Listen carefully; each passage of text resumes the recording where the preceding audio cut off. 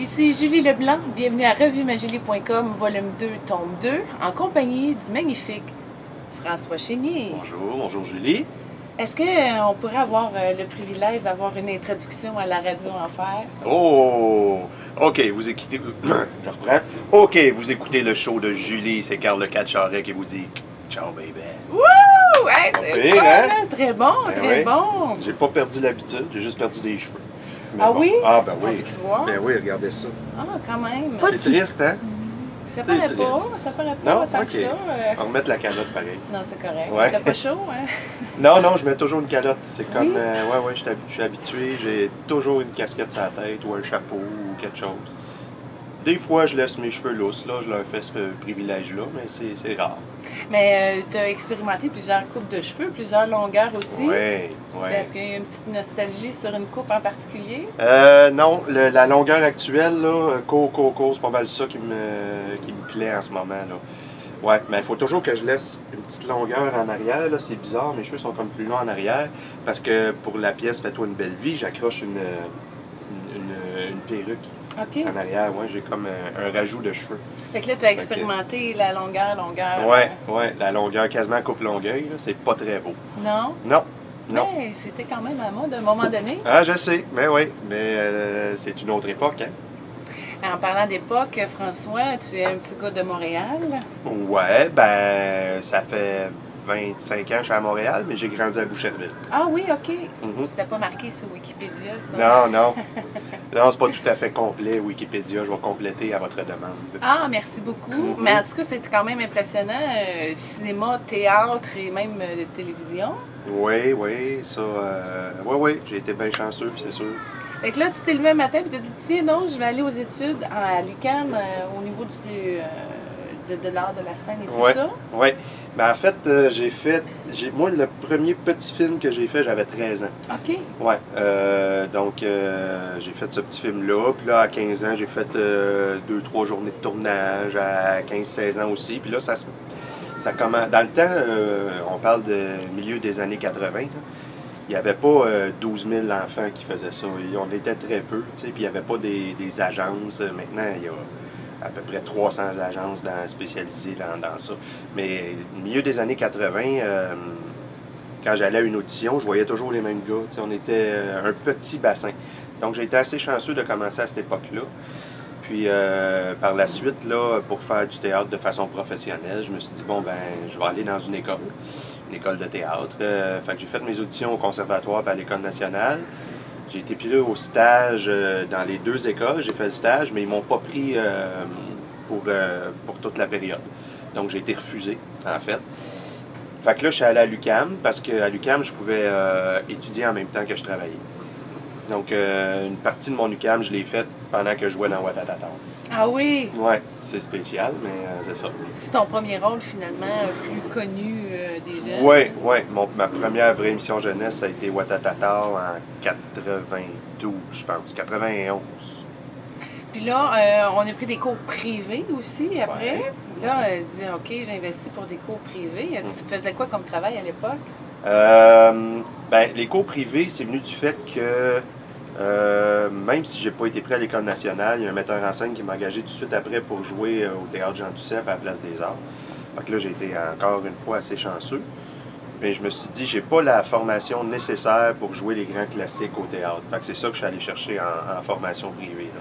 Tu voulais jouer Shakespeare, Shakespeare, Cyrano? Molière, tout les... Ben, pas que je voulais jouer ça, mais ça fait partie de ce métier-là, tu sais, si on peut arriver à jouer ça un moment donné. Mais pourtant, j'ai pas fait... non, j'ai jamais joué de grands classiques, sauf une pièce russe au TNM. Mais les grands classiques, je les ai jamais joués, finalement. Ben, ça peut venir, ça peut venir. Ah oui, c'est sûr, il n'est jamais trop tard. Et puis là, après ça, on a eu aussi un coaching avec l'improvisation Ouais. de Robert Gravel. Oui, j'ai fait un stage. Ça, je suis très, très chanceux parce que je pense que j'avais 14 ans, donc à peu près 1984, quand j'ai fait ce stage-là. Ça faisait peut-être 10 ans à peine que la Ligue nationale d'improvisation avait été inventée par Robert Gravel. Puis c'était un excellent improvisateur. Il donnait quasiment jamais des stages. Je pense qu'il a donné des stages d'impro 10 fois dans sa vie. Puis j'ai été chanceux de faire partie d'un de ces stages-là. Oui, c'est un grand bonhomme, Robert Gravel, une idole. Oui? Oui, mais a posteriori, parce que je connais. Tu sais, j'allais voir tout ce qui se faisait au niveau théâtre expérimental quand j'étais plus jeune, début vingtaine, tout ça. Puis là, il est décédé assez jeune, Robert Gravel. Puis c'est après que j'ai découvert l'ampleur de la carrière de ce bonhomme-là. C'est intéressant. À part Robert Gravel, y a-t-il d'autres icônes qui t'ont marqué dans ta carrière? Oui, oui. Je viens justement le Journal de Montréal m'ont posé cette question-là. Puis j'ai répondu Claude Meunier et Louis Saya. Ah. Oui, qui ont écrit Les Voisins, qui ont écrit Appelez-moi Stéphane. Le travail qu'ils ont fait ensemble, je trouve que ça a définitivement marqué l'histoire du théâtre au Québec. Les Voisins vont jouer cet été d'ailleurs à Drummondville. Puis ces textes-là, ça me fait mourir de rire. C'est des gens qui disent rien, mais qui parlent, mais qui disent rien. Ça, moi, ça me fait rire. C'est comme l'éloge du vide. T'sais. Mais côté Louis Saya, tu as eu la chance de travailler avec lui dans plusieurs projets, entre autres Radio Enfer, dans les Boys aussi. Les Boys, j'ai fait juste un épisode, mais tu sais, Louis, ouais, c'est ça, Louis, c'est quelqu'un de fidèle. Tu sais, il a travaillé très souvent avec Michel Charette, entre autres dans les Boys, dans Radio Enfer, avec Robin Aubert, avec moi. Tu sais, moi, c'était pas toujours des gros rôles, mais j'ai fait le prêtre dans les Boys, j'ai fait un rôle d'un dangereux. Tu sais, c'est quelqu'un qui il aime ça travailler avec le même monde souvent. Tu sais. Il est fidèle, Louis. C'est magnifique parce que Radio Enfer, c'est un chef-d'œuvre. Je sais qu'il y a beaucoup de personnes qui vont venir voir l'entrevue pour Radio Enfer parce que personnellement, c'est un coup de cœur aussi. Magnifique série, 5 saisons. On peut-tu parler de Radio Enfer un petit peu? Ben oui. Alors, Carl Lecat-Charette, animateur radio vedette, qui pendant 5 ans lead son groupe. Qu'est-ce que tu en retires de cette télésérie-là? Cette télésérie-là, c'est vraiment une affaire de bonne place au bon moment. C'est-à-dire que... On va essayer de faire l'histoire courte, oui, là, mais... Oui, ben prends ton temps. Ben oui. Non, moi, j'étais à la même agence où je suis aujourd'hui. Louis Saya est à la même agence comme réalisateur et auteur. Donc là, il dit à l'agence, hey, je passe des auditions en ce moment pour une nouvelle série au Canal Famille, puis tout. Fait que là, mon agent suggère mon nom. Elle dit, ah, il y a un jeune dans l'agence, ça pourrait être le fun, tu pourrais le voir en audition. Parfait. Fait que Louis Saya va voir la directrice de casting à ce moment-là, puis il dit, bon, je voudrais voir telle personne en audition. Puis la directrice de casting dit, non, pas Chénier. Elle dit, non, Chénier, t'as pas, elle dit pas pour lui, pas en tout ça. Fait que là, Louis Saya dit c'est mon projet, puis moi je veux le voir. Fait qu'on va le voir en audition. Fait qu'elle a fait OK, mais tu vas voir, c'est pas pour lui pantoute. Alors j'arrive à l'audition, je passe l'audition, puis Louis Saya il fait ben voyons, c'est pour lui. Parce qu'au départ, il fallait que Carl soit une espèce de leader charismatique, mais pas le plus beau gars de l'école, tu sais. Moi, j'ai jamais été le plus beau gars de l'école, mais j'avais bien des amis. Donc, ça ressemblait un peu au personnage de Carl, tu sais. Mais il y avait des filles au bureau qui disaient ah non, tu sais, ils voulaient genre Charles Lafortune parce que Charles il commençait à ce moment-là sa carrière, il était super pétard puis un dans Ouattatata, en tout cas, ça marchait bien son ouais, c'est ça. Ah, mais je pense qu'il avait même pas fait Ouattatata encore parce qu'il est arrivé à 3 ou 4e année de Ouattatata, Charles, je pense. Il était pas là dès le début, si je me trompe pas. En tout cas. Et puis, non, c'est Louis Saya qui a finalement dit non, moi, c'est lui que je veux. Je le veux pas trop cute, mais très charismatique. Donc, j'ai été chanceux que Louis voit ça en moi. J'ai passé à ça de ne jamais auditionner. Tu sais, ça arrive super souvent. Il y a plein de choses dans les bureaux, des décisions qui se prennent qu'on sait pas, que c'est épouvantable. Tu peux passer à ça d'un beau rôle, puis tu le sauras jamais. Tu sais, parce qu'il y en a qui disent ah non, lui. C'est déjà arrivé quand je jouais dans Destinée à TVA, à Radio-Canada, ils ont dit ben non, on ne veut pas le voir, il est à TVA. C'est des affaires qu'on ne sait pas, puis qui arrivent. Puis, donc, Radio Enfer, j'ai été très chanceux de décrocher le rôle parce que j'aurais pu ne jamais auditionner. C'est Saya qui a mis son point sur la table. Même chose pour Robin Aubert, qui jouait Léo. Un directeur technique. Oui, c'est ça. Donc, oui, puis je suis arrivé. Radio Enfer est arrivé dans une période où la télévision jeunesse était très formatée. Tout se ressemblait, c'était très propre. Puis Radio Enfer est arrivé avec une espèce un petit côté baveux que moi j'aimais bien. C'était pas de la télé jeunesse conventionnelle. C'est-à-dire que le gros, il était gros, qu'on y disait. Puis les jeunes, étrangement, aimaient beaucoup ça. Qu'on se dise les vérités. Que Vincent Gélina, on l'a envoyé promener parce qu'il nous tombait ses nerfs. T'sais. Ça, c'était vraiment une réalité que les jeunes vivaient. Puis ils ont fait aïe, il y a un show de télé qui nous ressemble finalement. T'sais. Donc, oui, j'ai été très chanceux là-dessus. Il y a un MétroStar qui a été alloué aussi pour cette série-là. Ouais. Bravo pour cette récompense et nomination aussi. Oui. Ça fait quoi de gagner un MétroStar? Ah, c'est un solide stress. T'sais, tout le monde dit c'est un stress. Moi, j'étais dans la salle, j'étais bon, ben, ça faisait 4 ans en ligne que je gagnais pas, que c'était mon chum Hugo Saint-Cyr. Fait que j'étais pas trop nerveux, mais finalement, cette année-là, j'ai gagné. Donc, là, j'ai pogné de quoi à monter sur scène, puis préparer un discours, puis tout. Ouais, c'était un solide stress, mais c'était un très beau souvenir. Est-ce que on peut parler un petit peu des jeux que tu as eus avec cette gang-là? On peut parler de Serge Thériault. Tu as eu l'occasion de jouer avec Serge Thériault. Ça fait quoi d'être dans un contexte jeunesse avec un grand homme? Ah, ben oui, ça. Ben nous, on tripait, hein, les jeunes. On a eu, je pense que il y a 3 gars d'RBO qui sont venus. En tout cas, André, Bruno est venu. Nous autres, il y avait les gars de RBO. Il y avait, Serge Thériault, justement. Anne Dorval est venue, on capotait. C'est des... On se rendait pas compte qu'on faisait le même métier qu'eux autres, mais pourtant, c'était ça. Puis eux autres, ils tripaient de venir sur une petite émission jeunesse comme ça. Ils étaient libres, eux autres aussi. On avait la liberté de changer les textes. C'était vraiment un party Radio Enfer. Fait que à posteriori, ils nous le disent, c'est un party pour eux autres aussi. J'ai vu Alain Zouvier récemment qui est venu et qui a fait hey, c'est tellement un beau souvenir. Fait que c'est bien trippant. Il y a Pierre Claveau qui jouait M. Giroux dans cette émission-là. Malheureusement, pour moi, c'est un extraordinaire comédien qui n'a pas été reconnu à sa juste valeur. Vraiment extraordinaire, le monsieur. Mes sympathies, d'ailleurs. Oui, c'est bien aimable. Ça doit être difficile de perdre un collègue. Bien, surtout à cet âge-là. Il n'avait pas 60 ans quand il est décédé. Pierre, il avait...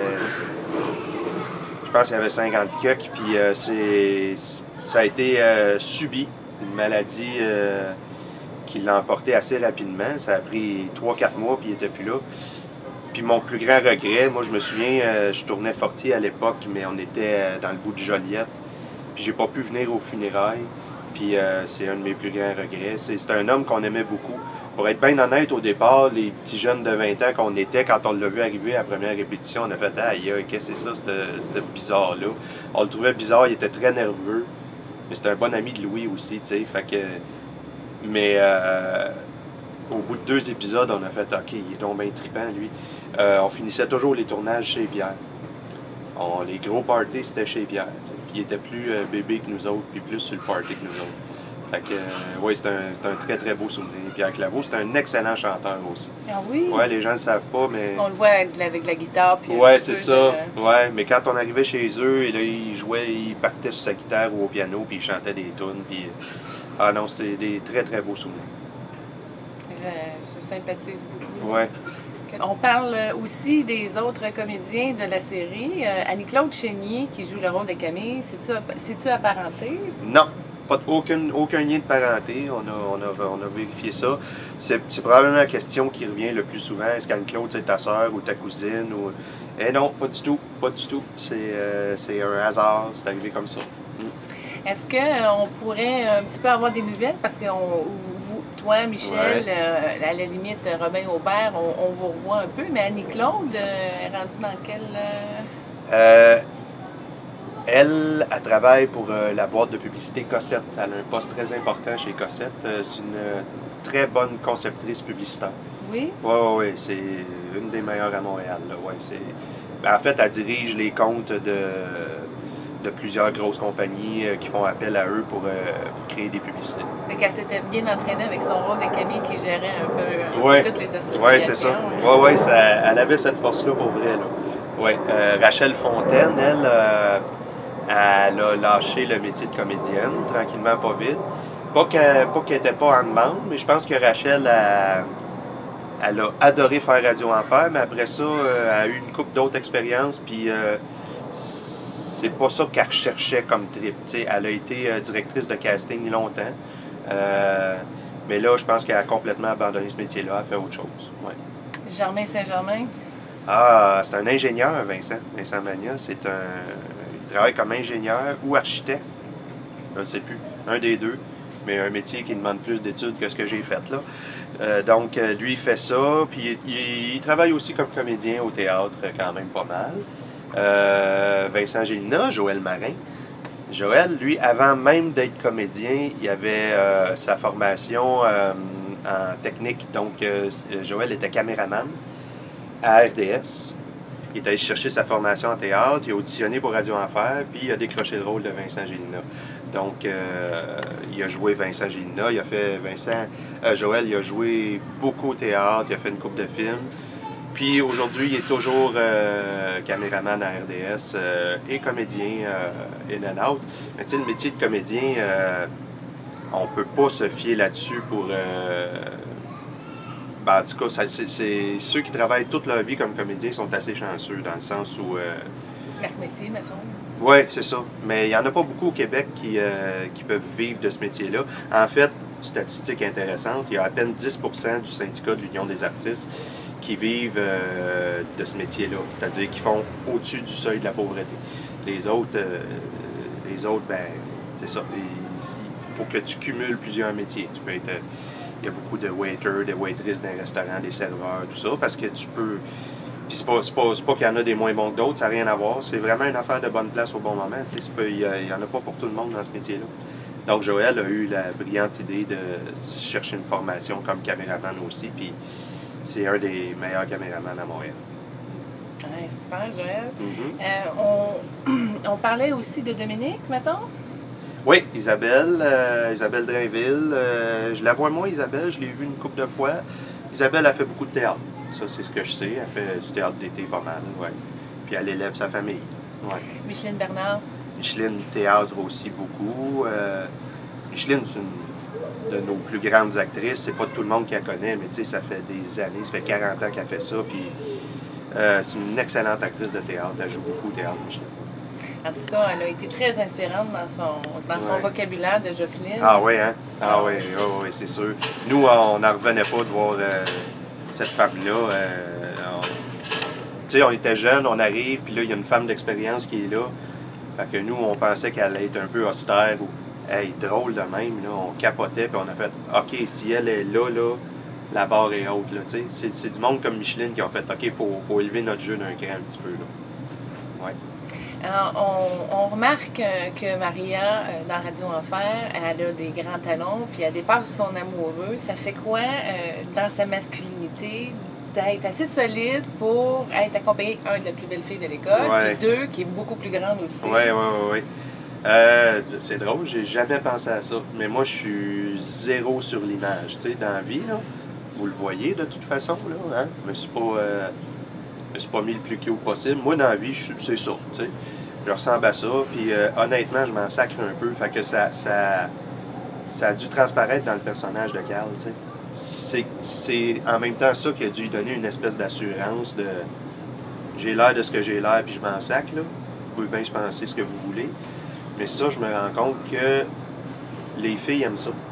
Cette espèce de... Mais confiance? Oui, en général, là, tu sais. Confiance ou insouciance, je te dirais, ou inconscience. C'est un petit peu des trois, mais tu sais, si je m'étais attardé à mon image beaucoup, j'aurais jamais eu le rôle de Carl, parce que c'est ça que Louis Saya a aimé. Je m'en calisse de ce que j'ai l'air. Donc, ça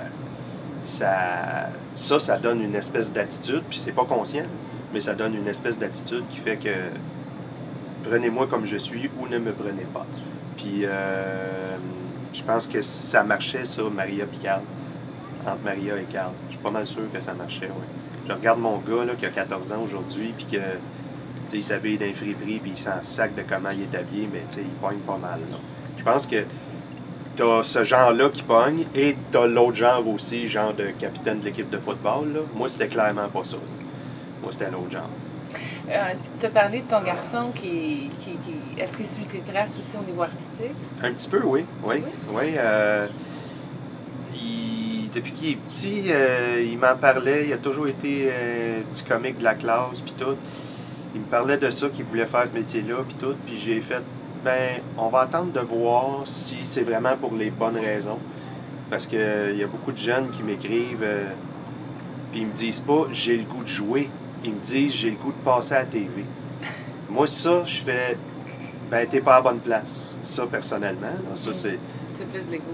Ben, c'est beaucoup dans l'ego, c'est beaucoup dans l'image. On est à l'air d'avoir des likes sur Instagram. Puis tout, pour moi, tout contribue à ça, tout collabore à ça.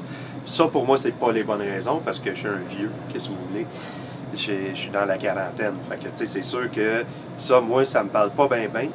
Mais quand mon gars, là, il s'est inscrit dans l'équipe d'impro, puis qu'il a fait des stages d'impro, puis qu'il essayait de découvrir des façons de jouer qui amènent l'impro ailleurs, puis tout, j'ai fait « Ah, OK, là, il était à la bonne place. » Là, il fait ça, fait que là, on l'a inscrit dans une petite agence. Il a déjà fait 2-3 pubs.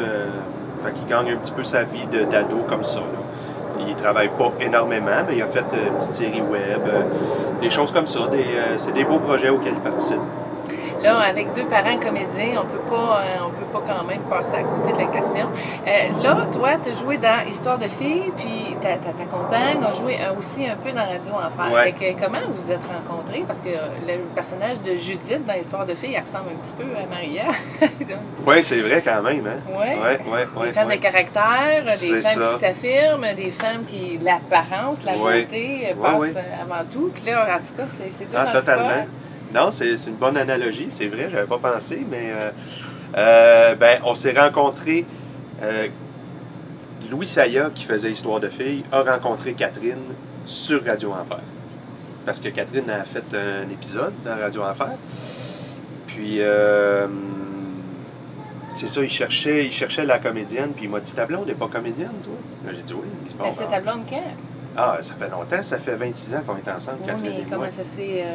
où est-ce que vous êtes rencontrés? Ah, c'est ça, c'est Guy Jodoin qui nous a présenté. Ah. Ouais. Catherine était dans la même classe à l'école de théâtre que Guy. Elle était dans la classe à Guy Jodoin. Puis moi, je jouais dans une pièce de théâtre au Théâtre Jésus. Je pense que c'était en 91 ou 12, là, ça fait longtemps, là. Puis moi, je jouais dans cette pièce-là. Puis au party de première, Catherine était là. Elle avait été invitée à venir voir la pièce, elle était là. Puis on s'est cruisé un petit peu. Puis là, j'ai été voir Guy. J'ai dit, hey, présente-moi là. Puis Guy nous a présenté. C'est comme ça que c'est 26 parti. ans. Fait que là, vous avez travaillé un peu ensemble sur quelques projets. Ben c'est ça. C'est là que Louis Saya a rencontré Catherine sur Radio Enfer. Puis il l'a trouvée bien bonne. Puis il était en train d'écrire Histoire de filles. Fait qu'il a donné le rôle de Judith à Catherine. Puis une couple d'années après, moi, j'ai fait un épisode. C'est drôle, j'embrassais Nathalie Mallette devant Catherine. C'était super drôle. C'est ça. Ah ouais, moi, ça, je trouve ça toujours très drôle. Je faisais une fréquentation de Nathalie dans l'émission. Ça fait quoi, d'embrasser une autre fille devant sa blonde? Ben, tu sais, embrasser une autre fille que sa blonde dans ce métier-là, on le fait assez régulièrement, c'est pas si pire. Mais que ma blonde soit là, ça, c'était plus weird un peu, tu sais. Mais ils sont tellement bonnes amies qu'on riait, là, tu sais, c'était pas... Puis c'est pas des gros French cochons à la TV, là, c'est des becs de télé, là, tu sais. Mais non, on a bien ri. On a bien ri, il aurait pas fallu qu'elle soit jalouse, parce qu'elle, dans l'histoire de filles, elle en a embrassé une trolley, là. Fait que c'est plus moi qui aurais pu être jaloux, mais on n'est pas là du tout. On dépasse ça. Ah, on dépasse ça Bon, facilement. ben, conseil pour gars jaloux, qu'est-ce qu'on fait? Ben, Comment on dépasse ça? Ah non, mais sérieusement, ça a été des problèmes pour des gens qui font pas ce métier-là. Là. Tu sais, moi, ma blonde a fait ce métier-là, donc ça n'a pas été si pire, mais ah non, j'ai vu des couples qui... ouais, t'avais l'air d'aimer ça, puis on dirait que tu sortais à la langue, puis tout. Hey, relax, le gros, là, c'est pas... tu peux pas aller tu peux pas aller là-dedans. Tu sais, dans un téléroman, tu peux embrasser... Je sais pas combien de filles j'ai embrassé dans Destinée, tu sais. C'est pas grave, mais il y en a qui le prennent mal, tu sais. Mais ça doit agrémenter une vie de couple quand même, quand tu as la liberté de pouvoir aller tricher un peu à côté avec le travail. Ouais, mais je connais personne qui a pris du plaisir à faire une scène d'amour. Particulièrement les scènes de nu. Moi, je n'ai fait juste une, là, fait que je peux pas vraiment me prononcer, mais c'est pas vrai que c'est le fun, là. Il n'y a rien de le fun là. T'sais, on place l'éclairage, faut recommencer des prises. Toute l'équipe est là. C'est pas un climat d'intimité, là, tu sais. Il y en a qui hey, je te dis avoir du fun. Ben non, c'est pas si le fun que ça. C'est pas plus le fun que n'importe quelle autre scène. En fait, c'est pas le fun parce que tu aurais le goût d'en profiter, mais tu peux pas vraiment. T'sais. Ouais, c'est ça. Y a-t-il une scène, exemple, une actrice américaine que tu aurais aimé ça, avoir une scène comme ça? Y a-t-il des actrices qui viennent te chercher plus que d'autres? Ah, ouais, moi, Drew Barrymore, là, je l'ai toujours trouvé très, très cute. Fait que si j'avais à fantasmer sur une scène à faire avec une actrice américaine, ce serait Drew Barrymore. Intéressant. Ouais, ouais. Elle a commencé comme toi, jeune aussi. Ouais, c'est ça. Un visage atypique, pas une beauté naturelle, mais belle pareil. J'aime ça de même. Acteur américain, tant qu'à y être. Ah, acteur. Un qui t'inspire, là. Un qui m'inspire, c'est celui qui joue Michael Scott dans The Office. Mais là, son nom, mais voyons. J'ai pas vu ça, je peux pas t'aider. Désolé. Ben non, il n'y a pas de problème. Ben, tout ce qui a rapport à The Office, là, puis la série anglaise, Ricky Gervais, grande inspiration pour moi. Et la version américaine, le gars qui joue la version américaine, mais dont le nom m'échappe, c'est vraiment bizarre. Si ça me revient, je vous le dirai. OK, Mais, ouais, c'est ça. bon. Ouais. Mais sinon, Ricky Gervais, oui, une belle inspiration pour moi. Est-ce qu'il y a des projets que tu aimerais ça arriver à apporter? Est-ce que tu peux dire, bon, moi j'aimerais ça jouer tel genre de rôle, puis avancer un projet comme ça, est-ce que ça peut se faire? Ou on attend au contraire que des propositions arrivent? Ben, depuis quelques années, tu sais, de ce temps-là, je me fais beaucoup dire « Ah, t'as pas vu depuis Destinée, puis tout, ah, c'est drôle, depuis tu fais moins de télé. » Pourtant, ça fait un an à peine, un an et demi que j'ai fait l'imposteur, tout ça, mais tu sais, les gens identifient beaucoup ce que j'ai à Destinée ou à Radio Enfer ou à Fortier. Mais tu sais, puis on dirait qu'ils disent ah, c'est plate, qu'est-ce que tu fais à cette heure? Ben, je fais quand même ce métier-là, tu sais. Des fois, on voit pas les gens pendant une certaine période, mais je fais quand même pas mal de voix hors champ. Oui, je t'ai entendu à Télétoon, à un moment donné, une émission, c'était quand même assez tard. Je disais, hey, c'est sa voix. Ouais. C'était un petit peu, je pense que c'était 18 ans et plus, l'émission, là. Je me rappelle. Ah, je sais pas, ça se peut. Ouais. C'était, wow, OK. Est-ce que. Ben, là, c'est parce qu'on va reprendre le filet l'école, OK? Il y a Radio Enfer, mais après ça, on a joué dans Virginie. Ouais. Puis oui, Subito Texto, Ouais. Subito Texto. Fait que faut regarder où est-ce qu'il est, parce que quand on regarde son CV, il est tout le temps en action. Ouais. Là, ça fait quoi de toujours avoir un lien avec l'école? C'est vrai, hein? Ben, ma première surprise, ça a été un moment donné, je pense que c'était à la 6e année. Ben, il n'y a pas eu tout à fait 6 ans de Radio Enfer, il y a eu une demi-année de plus, donc 5 ans et demi. On était dans la dernière année, puis là, j'ai reçu un appel pour jouer dans Ramdam. Fait que moi, je pensais que j'allais faire un étudiant. Parce que, je sais pas, j'étais naïf. J'arrive là, parce que moi, j'ai joué les étudiants dans Watatata, dans Radio Enfer, je jouais les étudiants. J'arrive dans Ramdam, puis là, c'est vrai, il était tout plus jeune que moi. Puis là, il dit, non, tu fais le prof de géo ou le prof de je sais plus quoi. Je fais, ah! Fait que là, ça a été mon premier prof. Fait que là, je suis passé de l'ado à l'adulte assez rapidement. J'ai fait le prof. Puis l'année d'après, même, c'était Sophie Bourgeois qui faisait la directrice, puis elle tombe enceinte. Fait que là, c'est moi qui je suis devenu directeur dans Ramdam, tu sais. Fait que là, j'ai fait, ah, OK. Ça a été le switch de l'école, de l'étudiant à l'enseignant. Mais c'était encore dans les écoles, effectivement. Puis après ça, Subito Texto, directeur d'école. Dans Subito Texto, j'avais un peu l'impression de faire un hommage à Pierre Claveau qui jouait le directeur Giroux dans... On l'a ressenti. Oui, c'est ça. Subito Texto, ouais. Là, puis oui, on le sent ça. Ben, c'est parce que je me suis arrangé pour que... Moi, j'aime bien que les personnages d'adultes dans les séries jeunesse aient pas toujours raison. C'est quelque chose que j'aime. Puis, fait que j'ai donné un petit côté... maladroit puis un petit peu tata au directeur. Sympathique, là, tu sais, mais j'ai donné un petit côté naïf à ce directeur-là que j'aimais bien parce que ça mettait en valeur les jeunes, tu sais. Puis c'était un peu ça que faisait Pierre Claveau dans Radio Enfer, tu sais. Tout le monde le trouvait niaiseux, mais tout le monde le trouvait tellement drôle. Donc, c'est ça. J'ai eu beaucoup... En le jouant, je me disais, putain, je ressemble au directeur Giroux. Puis ça me faisait bien rire. Mais sauf que ton personnage avait quand même une fille à l'école. Ouais. Ça aussi, c'est un autre élément. Est-ce que tu t'es inspiré du père que tu es pour être le directeur papa de... Ouais, mais je pense que je suis un peu moins straight que le directeur que je faisais dans Subito Texto, tu sais. Fait que oui, pour l'autorité, je m'en suis inspiré un peu, mais tu sais, je m'en suis pas trop inspiré parce qu'il était straight dans sa tête, mon directeur, tu sais.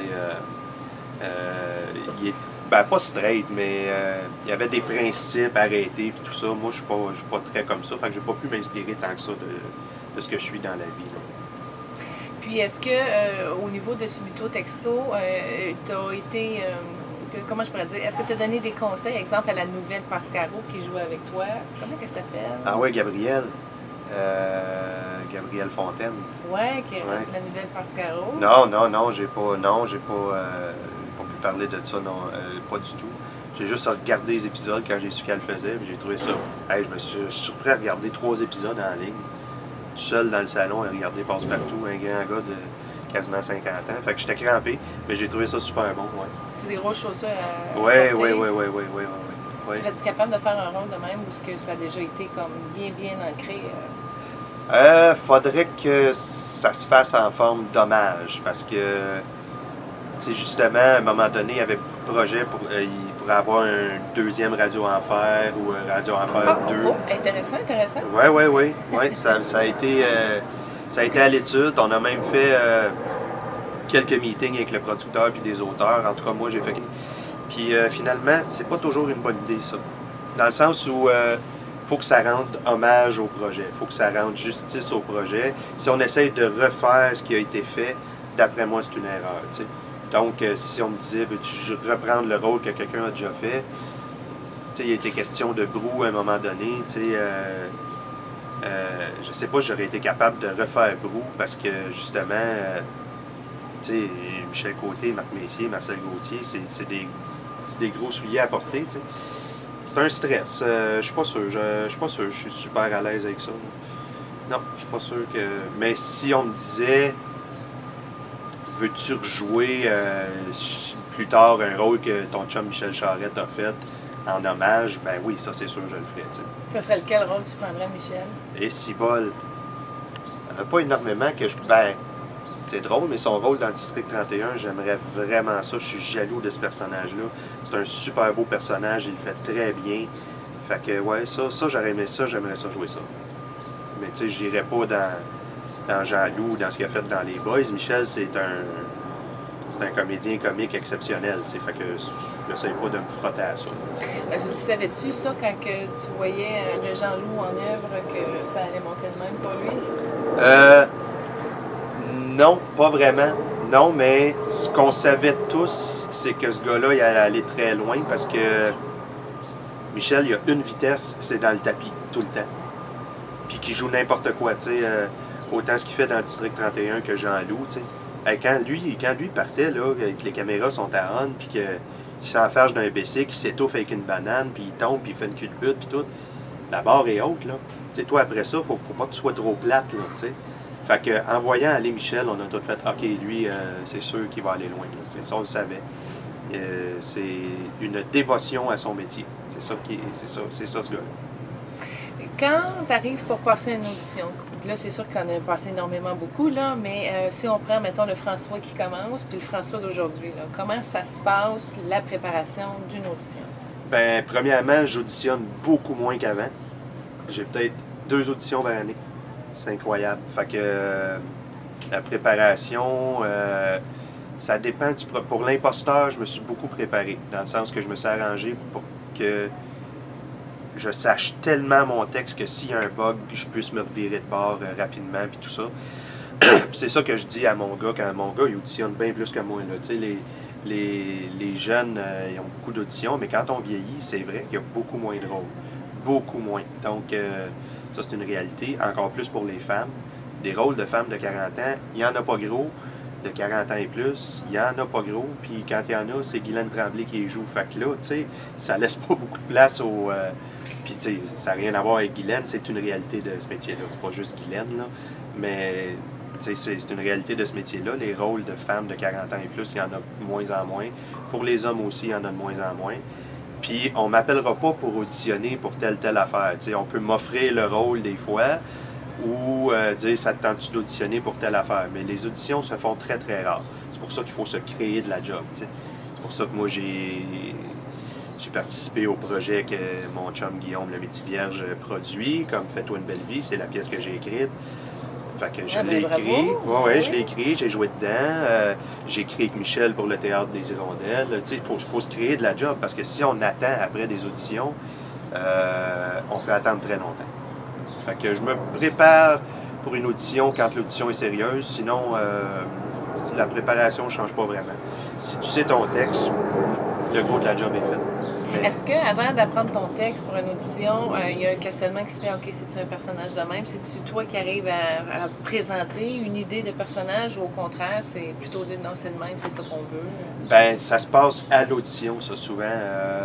Tu sais, souvent, on a un descriptif du personnage, puis on se fie là-dessus, puis on se fait notre propre idée, tu sais. Mais des fois, ça arrive, il y en a qui me demandent de les aider à préparer leur audition. Moi, je leur dis, arrive avec une idée précise de ce que tu veux. Si tu arrives avec une idée précise, tu as une proposition.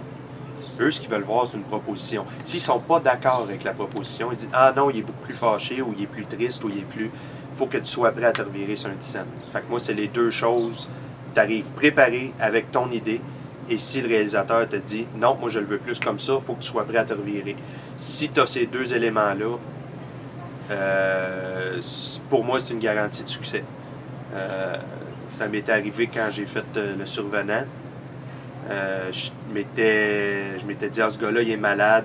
Fait que je suis arrivé, j'ai pas pris de douche, j'avais les cheveux gras, j'étais sale, j'ai mis juste une camisole à l'audition. Ça, c'était mon idée, c'était ma proposition. Le réalisateur a bien aimé ça, mais il a dit, pour moi, il est beaucoup plus malade que ça. Fait que là, il a fallu que j'enlève 3 couches d'énergie au personnage, mais j'étais prêt à me revirer sur un scène. Si j'avais pas été prêt ou si j'avais paniqué à la demande, je l'aurais probablement pas eu. Comment tu apprends tes textes? Je les lis. C'est pas plus compliqué que ça. Je les lis, à un moment donné, je les sais.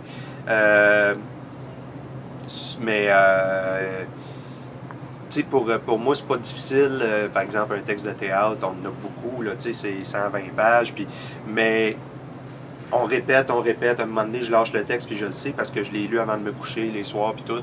Ce qui est difficile, c'est quand tu as ton texte 3 jours avant, puis là, tu tournes dans 3 jours, mettons, subito texto, où j'avais 10 scènes par épisode. Là, ça, je trouvais ça difficile. Là, celle-là, il faut que je lis la réplique, je la cache, je la relis, je la cache, je me la relis, puis moi, il faut que je l'apprenne, le texte. Là, je regarde mon chum Charette là, dans le District 31 qui a 50 pages à apprendre par jour. Lui, il regarde, il dépose, il essaie. Il est bien chanceux. Oui, c'est ça. Oui, il est bien chanceux. Moi, c'est pas comme ça. Radio Enfer, je me souviens, c'était tellement bien écrit, puis c'était tellement écrit... si c'est écrit de façon collée au langage que les jeunes utilisent, c'est beaucoup plus facile. C'est beaucoup plus facile. D'ailleurs, mes dialogues au théâtre, quand je les écris, je me relis tout le temps à voix haute pour savoir ça sonne-tu comme dans la vie. Parce que des fois, tu t'écris, puis là, tu lis ta réplique, tu fais « Aïe, il n'y a personne qui parle de même. » Puis ça m'est arrivé une couple de fois sur Subito Texto. Il y a des auteurs, je lisais leur texte, je les savais comme ça. Puis il y a d'autres, parce qu'il y avait plusieurs auteurs. Il y a d'autres auteurs, tu lis le texte, voyons, pourquoi il ne rentre pas, celui-là? Puis tu le lis, puis ça coule pas naturel. Tu sais, c'est tout un art, écrire des dialogues. Puis...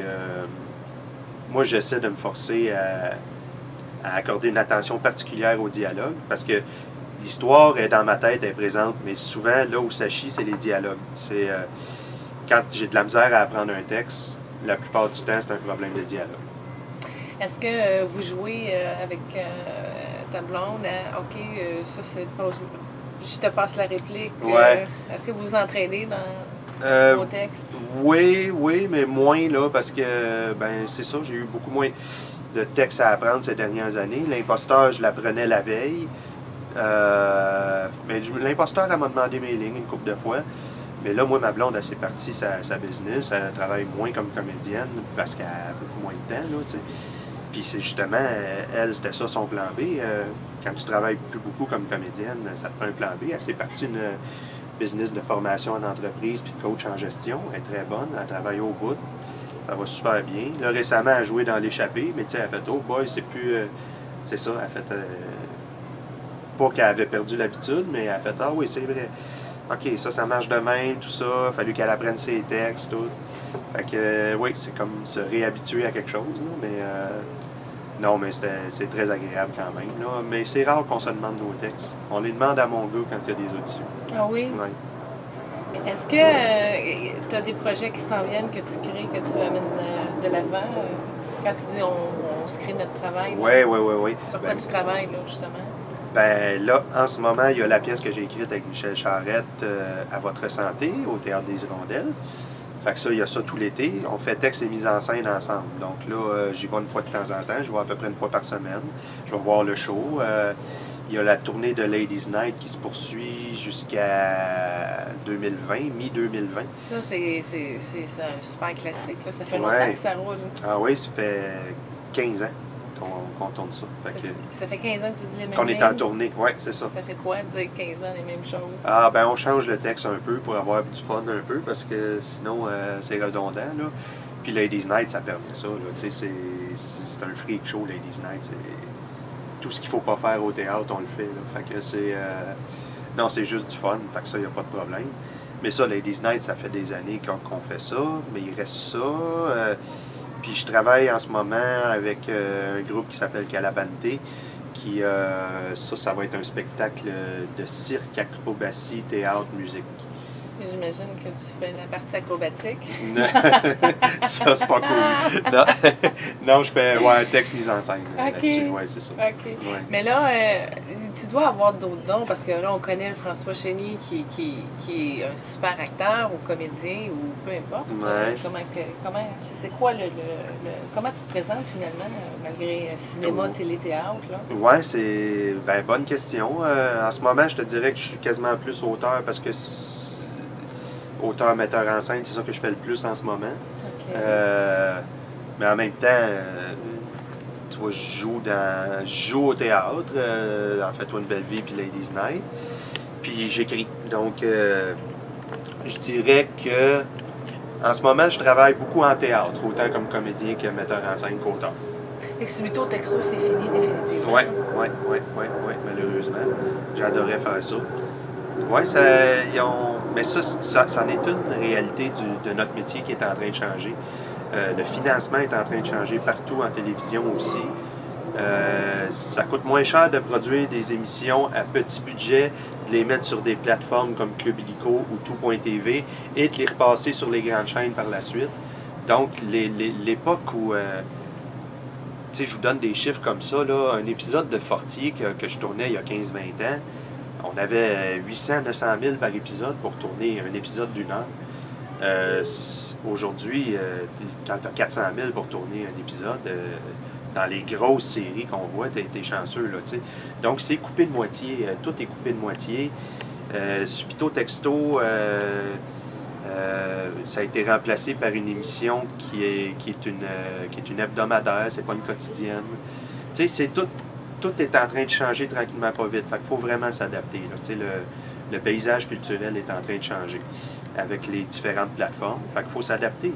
On va faire de plus en plus de séries web qui vont être rachetées par la suite, mais ça va être comme ça. Tes talents, tes dons? J'ai vu un piano, tu y joues? Oui. Le piano, c'est très, très, très important dans ma vie. Puis tu me demandais ce qui me ferait triper, qu'est-ce que j'aimerais jouer là, à l'avenir. C'est drôle, mais j'aimerais ça faire de la musique live au théâtre. Oui? Oui, ça, j'aimerais beaucoup ça. Un peu comme à Broadway, où tu vois la fosse d'orchestre là, en dessous, puis ils jouent en même temps que les comédiens. Là. Ça, j'aimerais beaucoup ça, faire la trame sonore d'une pièce de théâtre. En fait, ce que j'aimerais, c'est faire la mise en scène, le texte et la musique d'une pièce de théâtre. Une comédie musicale? Ou... Non, une pièce de théâtre musical. C'est différent dans le sens où ce ne serait pas un show à grand déploiement comme sur Broadway. Là. Ça, c'est les vraies comédies musicales. Moi, ce que j'aimerais, c'est du théâtre musical. Tu vois la scène qui est appuyée par un morceau musical. Ça, j'aimerais ça. Parce que dans Radio Enfer, tu jouais du clavier, mais on savait pas que tu jouais du clavier. Oui, oui. Fait que là, on apprend qu'il jouait pour vrai. Ah oui, ben les tunes qu'il y avait dans Radio Enfer, on les a enregistrées en studio. C'était Michel qui jouait le drum, c'était Claveau qui jouait la guitare, c'est moi qui jouais le clavier. On avait notre vrai petit band, là, tu sais. C'est sûr que on les enregistrait en studio pour après les refaire à la télé, là. Fait que ça sonnait pas comme si c'était nous qui jouions, mais c'était nous qui jouions. Ah, c'est non, mais le fun. Oui, oui, oui. Puis à part le piano, puis la musique, je sais pas, la cuisine, la couture, je sais pas. Qu'est-ce que t'es bon? T'es-tu un monsieur bricole? Pas en tout. Non? Non, non, je suis pourri. Je me force, là, tu sais, mais tu vois, quand mes enfants étaient jeunes, dans le cours, j'avais fait une grosse cabane d'un arbre, là, tu sais, ça m'avait pris tout l'été. Ils sont allés 2 fois, puis on l'a détruit. Fait que ça vaut pas la peine, ben. Mais non, je suis pas un grand bricoleur. J'aime beaucoup cuisiner. Je suis pas le meilleur non plus, mais tu sais, souvent, c'est assez égal entre ma blonde et moi qui fait les repas, là, tu sais, c'est pas plus elle que moi. Fait que je cuisine pas mal. La musique, mais sinon, je suis pas très sportif, je suis pas très... c'est ça. Mes forces, j'essaie de les développer. Je joue beaucoup de musique pour moi, j'écris pour moi, tu sais. Fait que j'essaie de développer ça, ouais. Type nature, ça t'arrive-tu des fois, kayak, canot, rollerblade? Oui, je m'en vais 2 jours à la pêche tout seul, là. Oui? Oui, oui, c'est nécessaire. Tout seul? Oui. Ouais. Chaloupe, le verre? C'est ça, tout seul. Parce que, oui, c'est ça, là, je sors d'une période où j'ai beaucoup travaillé. J'étais sur 3-4 productions en même temps. C'est souvent ça, ce métier-là. Pendant un mois, tu travailles sur tout, ça n'a pas d'allure, c'est fou. Puis après ça, tu es un mois sans rien faire. Fait que, mais là, je sors d'une période assez folle, là, très rushée au niveau de l'horaire. Fait que là, j'ai besoin de... J'aime bien mes enfants, mais là, je prendrai un break, là, tu sais. Je prends 2 jours de break, je vais aller pêcher. J'aime bien pêcher, oui, donc... Avec le cahier de notes, prendre des notes s'il y a quoi que ce soit qui se passe? Ouais, c'est tout ici. OK. Oui, oui, oui. Excellent. Il y a une tendance zen, médites-tu? Comment tu t'alignes? Comment tu te sens peut-être avant même de rentrer sur scène, là? Comment tu gères ton stress? Je me parle à moi. Oui? Ouais, ça... François, calme-toi. Ouais, ou ben pas calme-toi, plus si je suis énervé, je vais me dire calme-toi, mais si je suis dans la bonne zone, je me conditionne à rester dans cette zone-là. Je parle à ma mère décédée souvent. Fait que ça se peut que si quelqu'un joue au théâtre avec moi, ça se peut qu'il me voit disparaître à un moment donné, mais non, il se parle tout seul, oui, je me parle tout seul. Tu parles avec ta mère? Je parle à ma mère, oui. Je me parle à moi, je parle à ma mère, à tous les êtres décédés. J'ai déjà parlé à Claveau. Oui? Oui. Ça, je crois beaucoup à ça. J'ai l'impression qu'ils m'entendent. Petite anecdote pour partager, là. Vers la fin de la saison finale de Radio Enfer, à un moment donné, il te fait comme vous êtes ensemble dans le local de radio, puis là, il te parle vraiment comme quoi qu'il te respecte comme personne, comme étudiant. En tout cas, c'est une scène tellement riche en émotions, mais pendant que ça jouait, c'est comme si son message y vit encore. C'est comme s'il y avait vraiment une profonde reconnaissance pour toi, puis ça a été tellement clair dans cette scène. Ah oui? Ah, je suis content que tu aies vu ça. Oui. Oui, parce que, on s'entendait très, très bien, Pierre et moi. Vraiment, il y a une affaire de respect, tu sais, parce que, tu sais, Carl, il arrêtait pas de l'envoyer promener, le bonhomme, puis... Mais jamais on était affecté parce que la relation qu'on avait était très, très, très conviviale. Puis, j'ai l'impression que la scène dont tu parles, ça a dû transparaître un petit peu. Oui, parce qu'il était décédé quand j'ai lu la scène. Puis pendant cette scène-là, ça passait de barre en barre, j'avais des frissons partout. Mon Dieu, c'est tellement un message qui transpose encore. Je suis content que tu dises ça, parce que toi, tu as une facilité à sentir ça aussi. Oui. J'ai une très, très belle relation avec Pierre. C'est pour ça que j'ai été bien déçu de ne pas être à ses funérailles. Je pouvais pas, là, tu sais, je tournais, mais vraiment, ça a été une très grosse déception pour moi de ne pas être là. Aimes-tu les animaux? Oui, j'ai toujours eu des chiens. Là, je n'ai pas, mais on a des chats. On a 2 chats. En fait, on a 2-3 chats, on ne sait plus lesquels sont lesquels, parce que on avait un chat, ma fille, elle allait une garderie, puis le chat à garderie a eu des bébés chats. Elle en a choisi un. On a amené le chat ici. Puis là, le chat était bien heureux. Il a fait 5-6 ans de sa vie ici. Puis du jour au lendemain, il est déménagé chez le voisin. Fait que ça, c'est bien bizarre. Notre ancien chat, il est chez le voisin, il habite là à cette heure, puis le voisin l'a adopté. Fait que c'est drôle, là. On a eu 2 autres chats depuis. C'est ça. Là, il nous reste un chat, le chat du voisin, puis il y a plusieurs chats qui viennent. Ouais, c'est comme une coop de chats ici. On sait pas pourquoi, mais ouais, c'est ça. Ah, il y a plein d'affaires ici. On a 3 moufettes. Juste sur le terrain de mon voisin et moi, on a 2 marmottes, 3 moufettes, 3 chats, des jets bleus, des cardinaux. C'est super beau. Pas pire pour une vie urbaine de Montréal. Oui, c'est la banlieue en ville. Alors, aurais-tu aimé ça avoir ton émission de radio un jour? Oui, et ça, c'est un rêve que je caresse encore. Je suis sûr que... D'ailleurs, si je n'étais pas si paresseux, ou je me donnerais un petit coup de pied dans le cul, puis j'irais faire le tour des radios. Tu sais, souvent, dans les activités de promotion, on fait le tour de la province, autant avec Fais-toi une belle vie qu'avec Ladies Night, on fait le tour des radios, là, tu sais. Énergie, Chicoutimi, autant qu'Abitibi, qu'à Montréal. On fait tous les réseaux, comme Rouge FM. C'est des réseaux qui sont provinciaux. Ça. Chaque ville a sa station satellite, tu sais. Fait que, et vous n'avez pas idée du nombre d'animateurs radio qui ont 30 ans aujourd'hui, mais qui me disent on fait de la radio à cause de Radio Enfer. Vraiment, eux autres, ils sont partis des radios étudiantes parce qu'ils ne savaient pas que ça existait, puis là, ils voyaient Radio Enfer, puis ils ont fait « Ah, on se part une radio », puis ils ont trippé, puis ils sont allés étudier à Jonquière là-dedans, puis tout ça. Il y en a des animateurs radio qui me disent ça, là, c'est incroyable. Mais depuis 15-20 ans, là, il y en a plein. Fait que si je m'étais donné le petit coup de pied nécessaire, je pense que je me serais trouvé une job en radio.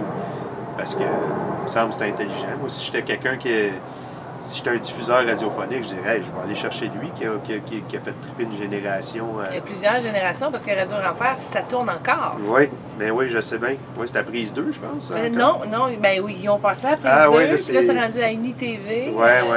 Les francophones ontariennes. Oui, moi, je suis, à toute fois que ça sort à quelque part, je suis là et je recommence la série encore et encore. Et là, les enfants. Fait que là, c'est le fun, ça touche bien les générations. Mais hier, j'étais chez ma grand-mère, puis j'ai dit, demain, je rencontre François Chénier. Elle dit, mais je sais c'est qui. Fait que c'est pas juste les jeunes. Oui, c'est ça. C'est pas juste les hommes qui ont été cherchés. Fait qu'il y a vraiment un éventail où ce que là, les plus vieux et les plus jeunes, tout le monde te connaît. C'est fun. Oui, puis je te dirais que Radio Enfer, la première année de diffusion, les gens connaissaient pas ça. On avait nos fidèles là, qui le regardaient, mais c'est venu beaucoup des parents. 50% de notre auditoire, c'était des adultes. Puis, tu sais, ça jouait là, à 4h30, mais ça jouait aussi à midi. Fait que les jeunes qui venaient dîner à la maison, ben maman mettait Radio Enfer.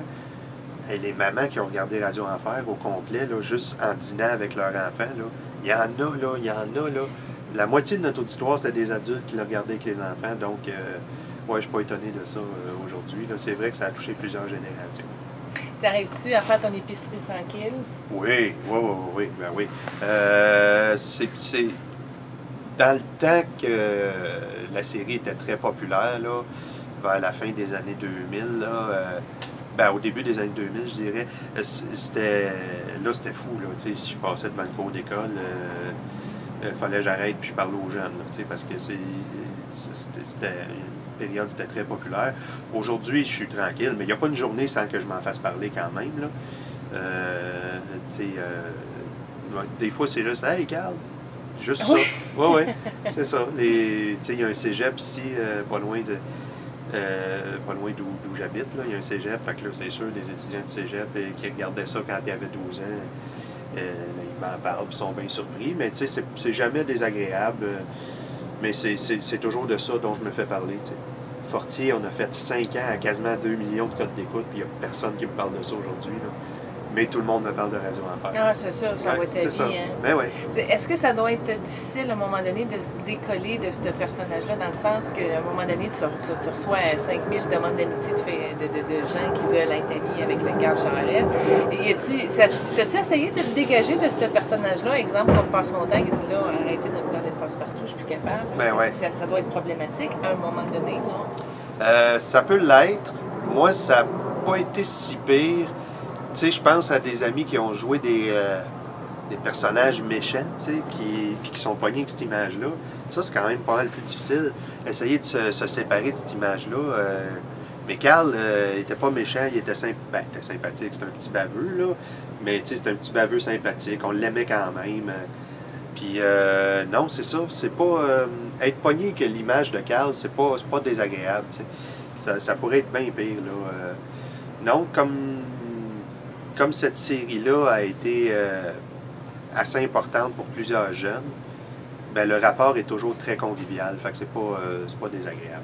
Mais moi, dans toutes les téléséries, je ne les ai pas toutes regardées, mais j'ai un top 3 québécois, La Petite Vie, Catherine et Radio Enfant. Ah ouais? Mm-hmm. Bon, ben, t'aimes les comédies, c'est ben, ça. Surtout. Oui, c'est ça, ouais, c'est oui, ça. c'est ça. C'est 3 très bonnes émissions, je suis bien d'accord. Est-ce que tu aimerais ça jouer avec une personne que tu n'as pas joué encore avec? Oui. Qui t'aimerais ça? Ben, ma réponse va être étrange, là, mais moi, j'aimerais ça jouer avec Pierre Curzi. Oui? Ouais. Un rôle de fille des Caleb avec la casquette? Si? Ouais, peut-être, hein, on pourrait. Non, mais Pierre Curzi, c'est bizarre pourquoi j'apprécie cet acteur-là. C'est simple, il est toujours vrai. C'est tout, puis ça date des Ploufs. Le film Les Ploufs, les jeunes qui n'avaient pas vu ça, c'est un chef-d'œuvre du cinéma québécois. Le film Les Ploufs, il était très jeune là-dedans. Puis tu sais, il y a lui, il y a Gabriel Arcan, il y a Juliette Huot, c'est des grands acteurs. Mais moi, Pierre Curzi, il joue, puis je le crois tout de suite. Et c'est pas péjoratif ce que je vais dire, mais il n'y a pas un niveau de jeu qui est habituel. C'est-à-dire que des fois, tu dis, ah, comment il a joué ça, lui? Tu sais, il y a une espèce de chanson. Certains acteurs ont une chanson. Pierre Lebeau est quelqu'un qui a sa chanson, sa propre toune. Moi, j'appelle ça une toune. Son phrasé musical, quand il joue, est différent de celui des autres. Pierre Curzi, je trouve, c'est ça. Tu peux faire coudon. Hey, c'est-tu juste ce qu'il fait? Oui, c'est juste. C'est toujours très, très ancré dans la vérité. Puis à chaque fois qu'il joue quelque chose, il m'émeut. Donc, c'est avec lui que j'aimerais jouer. Wow, magnifique, mais c'est un bel hommage, ça, là. Ah, ben, c'est rien, il y en a de même. Je sais pas pourquoi. C'est pourquoi Pierre Curzi, je sais pas. Mais quand il joue, ça marche. Pour moi, ça opère. J'ai regardé dans ta biographie, puis j'ai pas été capable de soulever quelque chose. As-tu déjà eu la chance de jouer quelque chose avec Sylvie Moreau? Non, j'ai fait une voix de télé qu'on ne voit pas, là, tu sais. J'ai fait de la voix avec Sylvie une fois ou deux, c'est tout. Parce que vous êtes dans la même agence de casting aussi. Ouais. Ça arrive souvent que vous jouez ensemble dans la même agence? Ouais, mais là, non, ça n'a pas donné. Ben, je te le souhaite, en tout cas. Oui, je l'avais déjà demandé pour une pièce d'été, puis elle ne pouvait pas.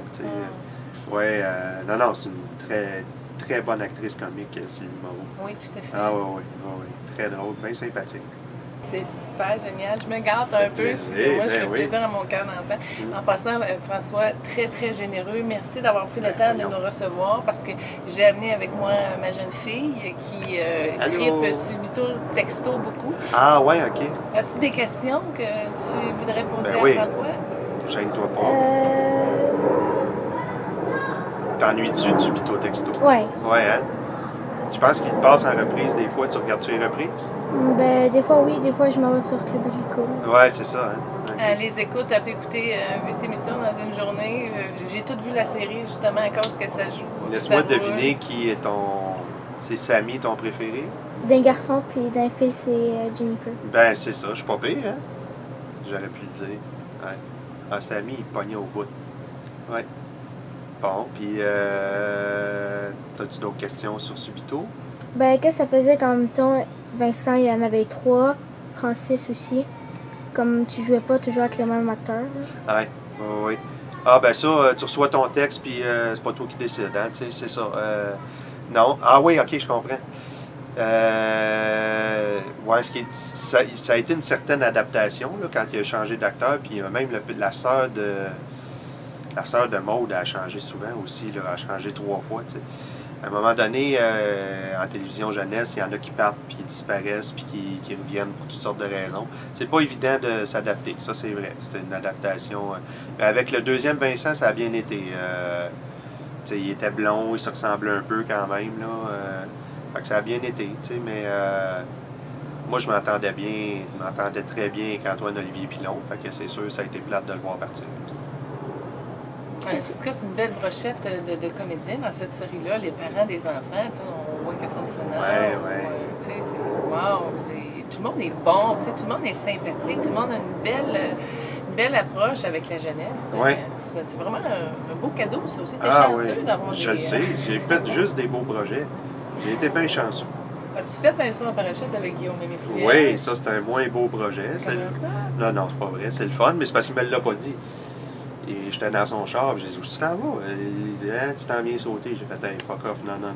Il dit, oh oui, il m'a bien eu. Fait qu'on a sauté. C'était super le fun. J'ai adoré ça. J'ai adoré la chute libre. Mais Guillaume, il est juste assez cave pour que quand le parachute ouvre, là, il tirait sur des cordes que je connais pas. Là. Lui, il est bon là-dedans. Là. Et là, le parachute se mettait à tourner de même.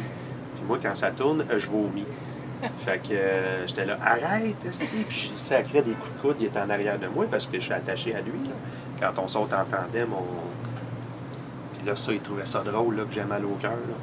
Fait que j'ai profité de mon saut, c'est sûr, j'ai adoré la chute libre, mais j'ai atterri, puis pendant 2 heures, j'ai eu mal au cœur.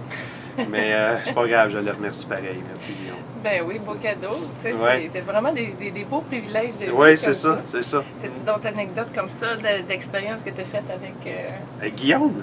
Guillaume ou n'importe qui, là. Guillaume, c'est innombrable les expériences. Guillaume, c'est quelqu'un qui est très énergique puis qui il est très hyperactif, tu sais. Pas moi. Moi, je suis le contraire. Fait que mettons qu'on était en tournée de Ladies Night, parce que ça fait 10 ans qu'il est dans Ladies Night aussi, Guillaume.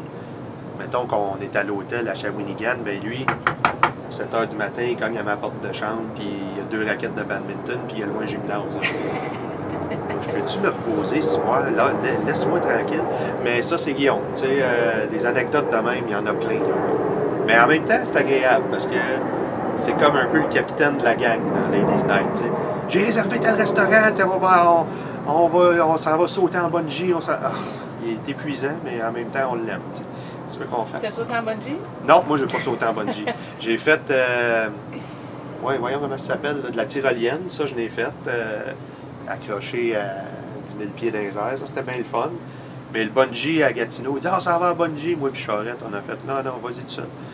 Puis là, il nous courait après, venez. Non, on n'est pas allé. Ça fait changement de dynamique avec Jean-David dans Radio Enfer. Oui, quand même, oui, pas mal. Je veux parler de Claude Charon. Ça fait quoi de jouer dans la série de René Lévesque? Ah oui, ben ça,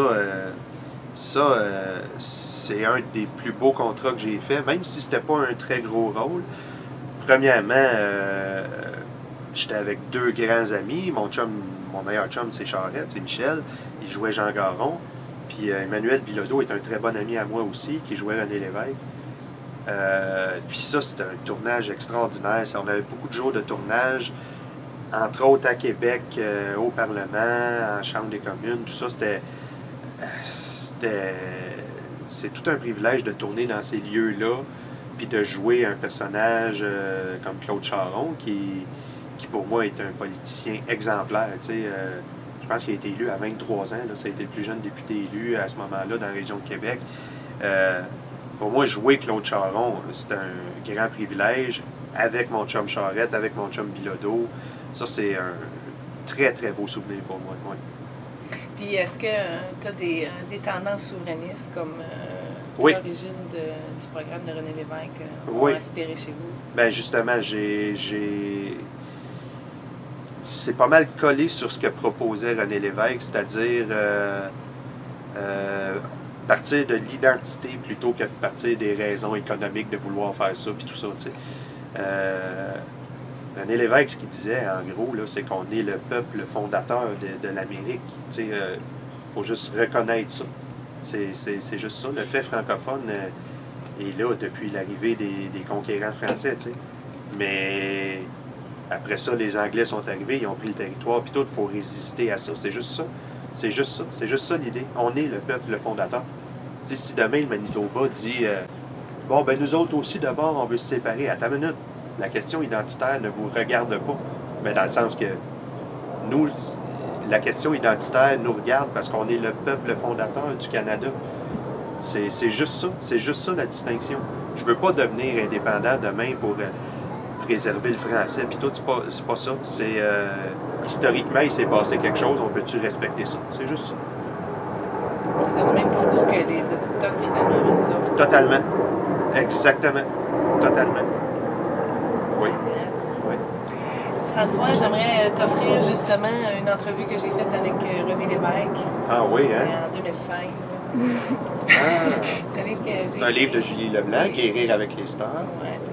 Hey, c'est Pour te super. remercier vraiment de nous avoir accueillis dans ton horaire très serré. Ça a pris du temps avec sa gérante avant qu'on trouve sa première semaine de vacances. Fait que merci Ouais, de nous c'est accorder ça. ta première journée de semaine de vacances. Ah, pour ben ça fait l'entrevue. plaisir, C'est ça très, fait plaisir. Je sais, je vous ai poussé apprécié. pas mal, là, mais Ça fait partie de la vie. ben, hein. c'est parce que c'est arrivé dans les 2 mois fous de mon année. Là. Sinon, oui, ça me fait plaisir de faire ça. Vous êtes très sympathiques toutes les deux.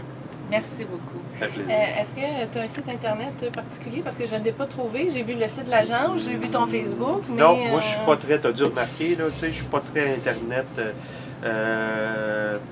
sais, je lis mes messages, mais sinon, j'ai une page Facebook qui est affichée complète, mais des fois, elle n'est pas complète. J'en accepte d'autres.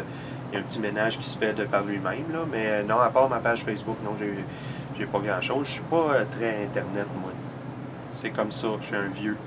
Mais c'est correct aussi, ça dépend du besoin. Tu sais, ta C'est blonde ça. avec sa business, c'est plus Ah, ben nécessaire. oui, tu sais. ben oui, ben oui, ben oui. Là, ton agence, elle te promouvoit de toute façon. Oui, oui, c'est ça. Oui, oui, c'est ça. C'est pour ça qu'on a un agent et tout ça. Non, je commence. Là, je me suis inscrit sur Instagram. Je commence à comprendre. Mais il y a plein d'affaires que je comprends pas. Je fais plein d'erreurs. Non, c'est une vraie joke, moi, puis l'Internet. Là. Fait que c'est pour ça que des fois, il y en a, vous pensez que je vous lis pas. Oui, je lis vos messages, mais des fois, c'est bien long. Ben, c'est correct. Hein? Oui, c'est ça. Tu peux comme tu peux. C'est ça. C'est ça. Un message, mettons, là, à livrer comme ça en héritage à tes enfants ou quoi que ce soit, là, si tu avais juste l'occasion de... Ouais. C'est super quétaine, là. Tout le monde dit croyez en vos rêves, mais c'est tellement vrai, là. C'est tellement vrai. C'est-à-dire que des fois, tu as un rêve, puis que tu y crois au bout, puis que finalement, tu te rends compte que ça ne pourra pas arriver, mais ce rêve-là t'a amené ailleurs. Alors, c'est le ailleurs qui compte. C'est le chemin parcouru pour arriver à une destination. Mais si tu n'as pas de rêve au départ, ben il n'y aura pas de chemin. C'est juste ça que je pense. Puis ton rêve, il n'a pas besoin d'être gros, là, tu sais.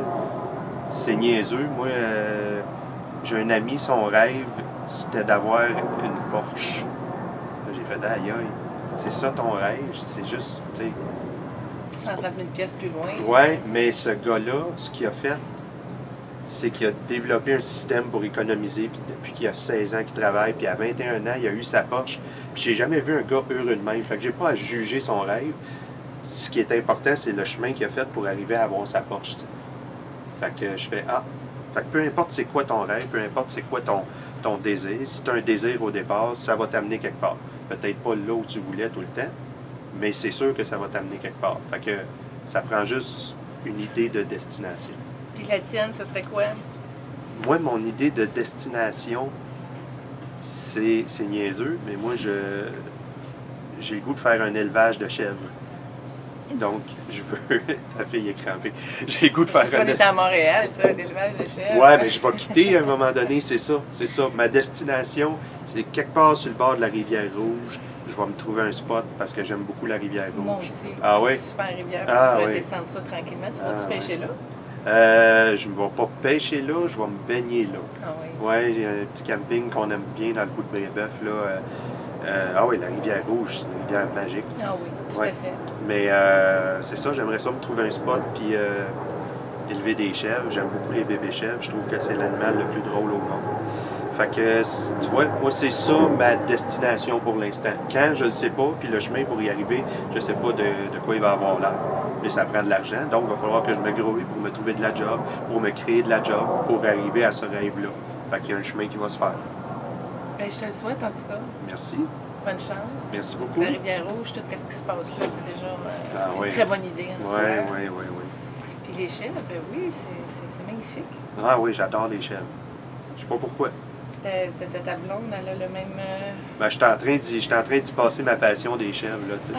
OK, tranquillement. Ouais, ma blonde, elle tripe plus chat, là. Je dis, ben, on aura des chats pareils. Les chèvres, ça marche. Ben C'est oui, deux ça signes, marche. c'est deux signes astrologiques chinois. Ouais, c'est ça, c'est ça. Fait que non, ça c'est... Oui, j'espère que ma blonde va me suivre dans ce trip-là. Bien, bonne continuation, puis bonne chance dans tout ce que tu souhaites créer et entreprendre. Puis à date, tout ce que tu fais, ça donne une empreinte incroyable à beaucoup de gens qui sont très inspirés de tout ce que tu crées. Fait que Ben, merci c'est très infiniment, gentil, puis François. je te relance l'appareil. Merci. C'est bien ce que vous faites. Continuez. Merci beaucoup. Merci. François, est-ce que tu accepterais de faire une magnifique conclusion à la Carl Charrette, s'il vous plaît? OK. Comment s'appelle ta revue, là? Revuemajulie.com. Revuemajulie.com. Alors, messieurs, mesdames, les jeunes et les moins jeunes, vous venez d'écouter revuemajulie.com, c'est ça? On pourrait, oui. C'était ça? Ben, l'entrevue du mois. Ah, OK. L'entrevue du mois, revuemajulie.com. Parfait. Messieurs, mesdames, les jeunes et les moins jeunes, vous venez d'écouter revuemajulie.com, la revue du mois avec François Chénier et Julie, bien sûr, et on vous dit ciao, baby. Ah, ferme pas tout de suite, mon amour. Hey, merci.